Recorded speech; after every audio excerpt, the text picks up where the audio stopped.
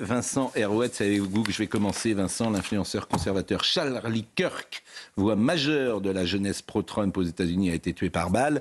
En France, je ne suis pas sûr que son nom soit connu, mais c'est intéressant quand même d'évoquer ce qui s'est passé, parce qu'aux États-Unis, c'était une immense vedette. Alors, je vous propose de voir tout d'abord le sujet de Mathilde Ibanez, qui rappelle les faits. Des scènes de panique en plein cœur de ce campus de la Utah Valley University dans l'ouest du pays. Il est environ midi heure locale. Charlie Kirk se trouve face à la foule quand une balle le touche au niveau du cou. Un seul tir, précis, l'homme s'effondre et décédera plus tard à l'hôpital. Selon les premiers éléments de l'enquête, le tireur aurait visé le militant pro-Trump à une distance estimée à près de 180 mètres en provenance du toit d'un bâtiment. Si dans un premier temps, les enquêteurs ont annoncé l'interpellation d'un homme, celui-ci a été depuis libéré. Donald Trump a quant à lui promis de son côté que son administration retrouvera tous ceux qui ont contribué à toute violence politique, y compris les organisations qui les financent et les soutiennent. Le président américain a également rendu hommage à l'homme qu'il qualifie de martyr de la vérité et de la liberté. Personne ne comprenait ni n'avait le cœur de la jeunesse des États-Unis mieux que Charlie. Il était aimé et admiré de tous, surtout de moi. Et maintenant, il n'est plus parmi nous. Mélania et moi présentons nos condoléances à sa belle épouse Erika et à sa famille. Charlie, nous t'aimons. Cet assassinat a été condamné unanimement par la classe politique américaine, y compris par les figures du camp démocrate. Ce genre de violence n'a pas sa place dans notre pays. Elle doit cesser immédiatement. Gilles et moi prions pour la famille et les proches de Charlie Kirk. Donald Trump a ordonné la mise en berne de tous les drapeaux américains à travers le pays. C'est d'ailleurs très intéressant comment certains médias français ont traité cette information. J'ai écouté hier soir quelques chaînes concurrentes qui expliquaient que c'était de la faute de Donald Trump. Ouais. Vincent Herouet. Alors, qu'est-ce que vous voulez que je vous dise ? Il avait des gardes du corps. Un jour, vous finirez avec des gardes du corps vous-même. Moi, j'étais très frappé, je vais vous dire, j'étais très frappé hier, quand vous aviez un reporter qui était dans le 3e arrondissement en train de rapporter ce qui se passait avec les rassemblements d'étudiants, de jeunes lycéens en train de manifester. Quand il s'est tourné vers eux, ils se sont mis ensemble, refusant de répondre à la question, ils se sont mis ensemble à clamer « facho, facho, facho ». Je dis, mais c'est extraordinaire, on est à Paris, au cœur de Paris. Ils n'ont à prononcer que des insultes, et la seule réaction qu'ils aient, c'est celle-là, c'est-à-dire une forme de violence. Au printemps dernier, Charlie Kirk est allé à Cambridge et à Oxford, 2 universités anglaises bien connues, et il a écrit un long papier que j'invite tout le monde à lire, parce qu'il a un caractère prophétique, une sorte de testament, pour un journal qui s'appelle Le Spectator, qui est le plus vieux hebdomadaire britannique et formidable, que vous pouvez lire en ligne, en français. Et il raconte sa confrontation avec les étudiants anglais. Et il leur explique que la révolution conservatrice va arriver, va traverser l'Atlantique, et que, au lieu d'être en avance, l'Angleterre est en retard.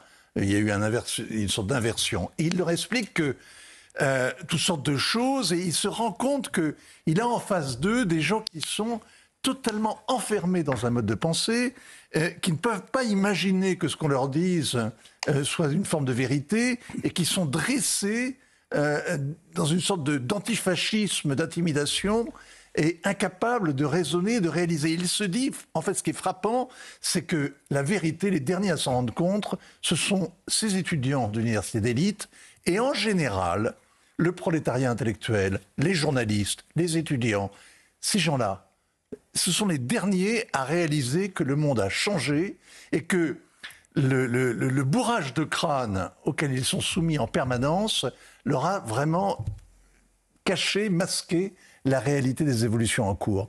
Ce papier, vraiment, il est à la fois drôle, il est intelligent, il fait réfléchir. Vraiment, je vous invite à le lire. The Spectator, Charlie Kirk. Voilà. Mais c'est le combat culturel du moment. Moi, je fais un parallèle avec le communiqué de la CGT. C'est très intéressant contre Léa Salamé. C'est passionnant ce qui se passe en France.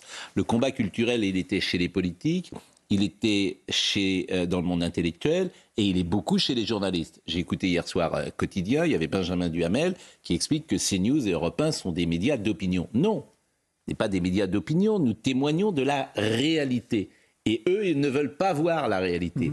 Et je fais le parallèle avec le 20h de France 2, en passe de gagner le concours du journal le plus réactionnaire. C'est un communiqué de la CGT. Léa Salamé a pris le fauteuil de France Télévisions. Léa, c'est une bonne journaliste, excellente journaliste. Elle veut témoigner de la réalité. Et elle veut faire sans doute bouger les choses. Et vous avez France 2, la CGT, qui explique, qui conteste un sujet, par exemple, qui a été dans le journal de mardi, qui dit le sujet sur le dispositif policier mis en place sur un étalage des moyens de répression que pourront utiliser les policiers comme s'ils n'avaient en face d'eux que des casseurs, des voyous et des black blocs. C'est ce qui s'est passé hier, d'ailleurs. Oui. C'est-à-dire que le sujet était prophétique. Et Léa Salamé a eu raison, précisément, d'éditorialiser comme cela.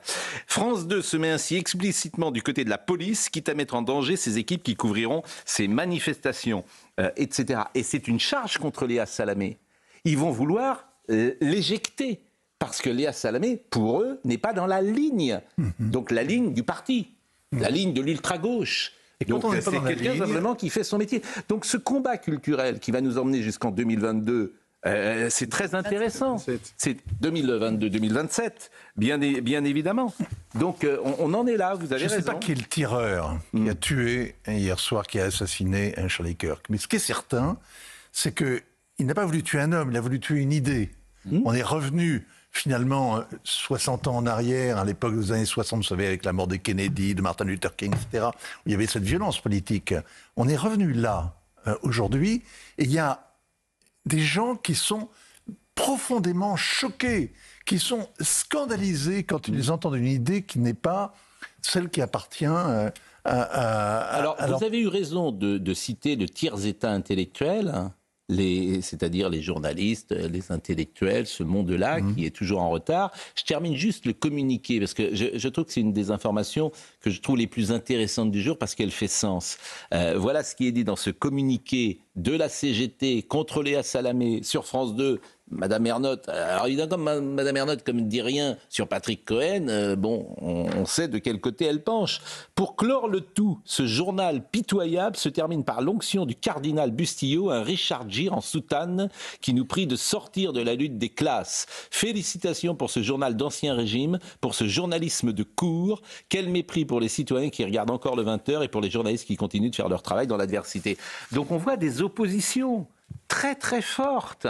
C'est-à-dire que ces gens ne veulent pas qu'on témoigne de la réalité. La réalité d'hier, c'est les voyous dans la rue. C'est ça la réalité, avec les drapeaux palestiniens. Ce n'est pas des revendications sociales. Tout le monde a vu ce qui s'est passé. Je pense d'ailleurs que Jean-Luc Mélenchon ne doit pas être très content du spectacle qui a été donné. C'est ce qu'on a vu hier, c'est ça.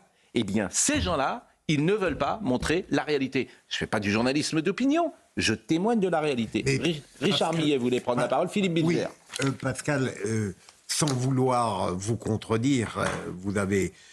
est-ce que témoigner du réel est contradictoire avec le fait d'avoir une opinion sur le réel qu'on présente? Est-ce que j'ai l'impression que chacun montre le réel qu'il souhaite et qu'ensuite... Moi, je ne montre pas le réel que je souhaite. Je voudrais un autre réel. Oui. L'autre réel que je voudrais, c'est ce qu'on a passé hier soir, c'est Bohemian Rhapsody. Et on le repassera à la fin de l'émission. Ça serait ça, mon réel rêvé. C'est un pari festif. Bon, mais je témoigne simplement. Je répète, ce qu'on a vu hier, et c'est à mon avis une contre-publicité pour M. Mélenchon, c'est des voyous dans la rue. C'est pas bloquons tout, c'est cassons tout. Quand j'entends certains sur d'autres plateaux, je comprends pourquoi on les écoute pas. Qui n'auront pas cette Ils sont en train de dire qu'il faut écouter cette colère. Non, il n'y a aucune colère hier à écouter. Il y a juste à la réprimer. Absolument. Il y a juste à la réprimer.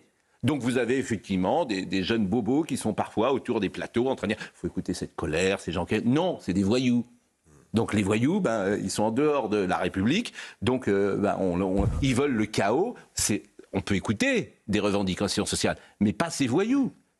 Ces voyous, faut une réponse très forte. Richard Millet voulait dire quelque chose. Il y avait aussi beaucoup de lycéens, ai-je lu, qui protestaient contre le gouvernement. On ne sait pas très bien pourquoi d'ailleurs. Moi, j'avais envie de leur dire, mais protester contre le gouvernement pour une chose, que le gouvernement soit enfin responsable d'une éducation digne de ce nom, parce que vous ne savez rien.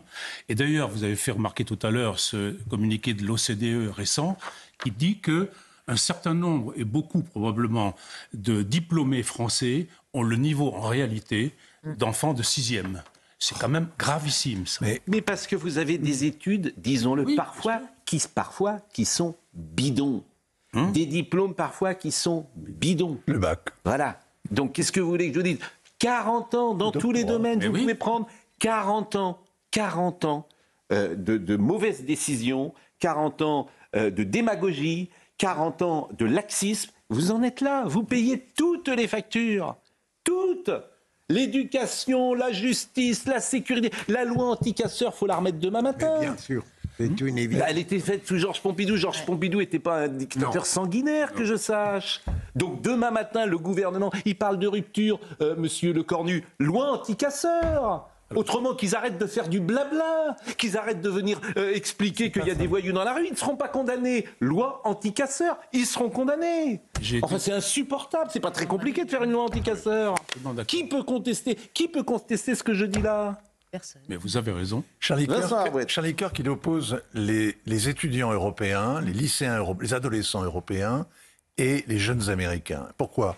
Lui, il est à la tête d'un mouvement, il est très charismatique, c'est un bon orateur, et il a fédéré autour de son podcast, etc., il a fédéré des millions de jeunes Américains. Il est vraiment l'égérie de la jeunesse conservatrice. Et qu'est-ce qu'il dit ? Il dit, nous, on n'accepte plus le déclin de notre civilisation. Alors que quand je viens en Europe, qu'est-ce que je vois ? Je vois des gens qui sont une jeunesse qui est puissamment nihiliste, qui ne rêve. Pas tout. Attendez. Pas tout. Alors, il y a des. Les minorités actives. Non, mais attendez, je ne suis pas en train de vouloir vous désespérer. Je pense qu'il y a aussi une réaction. Il y a des tas de ferments de vitalité. Il y a des tas de motifs d'espérance. Mais il y a dans le campus, dans les amphithéâtres qu'il visite, il retrouve en face de lui des gens qui acceptent très volontiers que la liberté d'expression se soit incroyablement rétrécie dans notre société au cours des 30 dernières années, et qui acceptent finalement, qui sont pénétrés d'une forme de nihilisme, de sarcasme, de ricanement. Écoutez Dominique de Villepin, parce que Dominique de Villepin, il dit cette chose horrible, que Donald Trump a une responsabilité dans la mort de Kirk. C'est horrible de dire ça. Il vient de le dire sur France Info. Donc c'est cette tendance intellectuelle, culturelle. C'est de la pure démagogie. Kirk, il est face à ses contradicteurs, Kirk, hier. Évidemment. Il est avec son t-shirt blanc sur la scène et on peut le toucher. Oui. Et il en meurt. C'est pas les mots qui l'ont tué, c'est une balle. C'est vraiment une balle qui a été tirée, c'est pas les mots. Il y a une forme de démagogie invraisemblable. Il pourrait attendre que le cadavre soit froid avant de dire qu'il l'a bien cherché quand même. Il n'est pas un martyr. Il l'a bien cherché, c'est ça le fond du topo. C'est de la faute de Trump s'il y a cette violence aux États-Unis. Mais il faut y aller. Il ne faut pas vivre dans sa voiture blindée avec ses gardes du corps, avenue Foch. Franchement, c'est sidérant, un propos pareil. Est-ce que c'est Trump aussi qui est responsable du meurtre de cette jeune Ukrainienne aux États-Unis par un Afro-Américain, comme on dit ? Est-ce que c'est lui qui est responsable de la tuerie dans l'église aussi? Alors justement, cette image, ça aussi c'est intéressant. On en parlait avec Marine Lançon ce matin. Cette image de cette jeune femme ukrainienne. Tout le monde l'a vue sur les réseaux sociaux. Aucun média n'en parle. Aucun. Et moi, ce qui m'intéresse toujours, c'est le décalage qui existe entre ce que j'entends entre guillemets à la machine à café, ce que les uns et les autres parlent, et la traduction médiatique. Alors cette image, vous avez parfaitement raison, Richard Millet. Donc elle est horrible, hein, cette image. On voit la mort de cette jeune fille, donc qui est au premier rang, qui est assise, voilà. Et alors on a arrêté là, c'est figé là, parce que je vous assure, c'est insoutenable, insoutenable. Donc cette image, effectivement, elle frappe. Elle frappe cette pauvre jeune fille qui est au mauvais endroit, au mauvais moment, qui est montée dans ce métro et qui est donc pour rien, pour assassiner par cet homme qui est le diable. Multirécidiviste. Voilà. Ouais. Donc, vous avez parfaitement raison, Richard Millet. Mais on en est là, et je vous assure, le combat culturel, parce que la vraie raison de ça, c'est que le camp du bien ou le camp de la gauche sent qu'il perd le récit. Il le perd, donc il devient méchant. Il devient violent. Il devient violent, il devient méchant. Il le perd d'autant plus... Pascal Pierre Garbarini. Il le perd d'autant plus qu'avec des manifestations qui sont volés par les Black Blocs, qui ne font que de la violence, comment on peut justifier ensuite une manifestation ? C'est-à-dire que là, cette manifestation avait pour but au départ de faire part d'une colère légitime de certaines personnes qui considèrent que leurs droits ne sont plus assurés par le gouvernement, etc., etc. Et en France, on a le droit de manifester, fort heureusement. Mais aujourd'hui, leur parole, elle est confisquée par des gens, c'est-à-dire que leurs revendications, elles sont complètement oubliées. D'ailleurs, elles n'ont pas existé. Et elles sont confisquées par des gens qui vous disent mais nous sommes le camp du bien, entre guillemets, alors qu'ils fracassent tout. Et en fait, ils cassent la démocratie.